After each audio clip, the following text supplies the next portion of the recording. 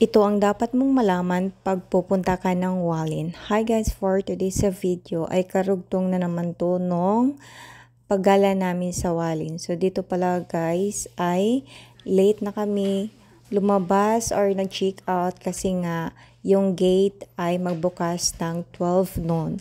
At syempre naghanap kami dito ng makakainan at ito yung nakainan namin na masarap at sikat dito sa Hualien. And then pagkatapos namin kumain, bumili ako ng drinks dyan at umalis na kami agad. Dahil medyo medyo maaga-aga pa ay pumunta muna kami sa isang lugar. Nakalimutan ko kung anong lugar yon, basta yon nadaanan namin ang Hualien Airport. And then, pagpunta namin dito, may nakita naman akong napakagandang tanawin. Ito yung bulubundukin na naman ng Hualien na maganda naman talaga. At dito na naman ay nangamba na naman ako kasi baka uulan na naman at hindi na naman kami makauwi nito. Pero hindi siya umulan guys at nagpatuloy kami dito at ito yung lugar na pinuntahan namin dito sa Hualien.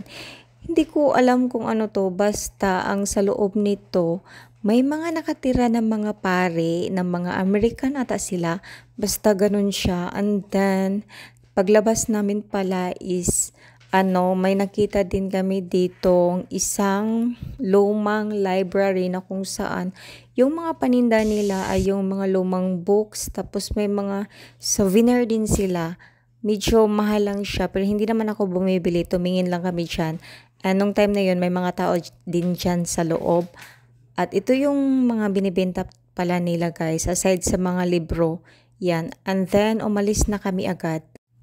At nagbiyahe na nga kami papunta sa my gate. Ito yung way na kung saan dito kadadaan papunta ng Taipei. At ito yung itsura guys. Dapat mo tong malaman. Dapat kung pupunta ka ng Hualien ay dapat alam mo yung weather. Kasi pag uulan talaga, hindi binubuksan ang gate kasi ito yung resulta guys.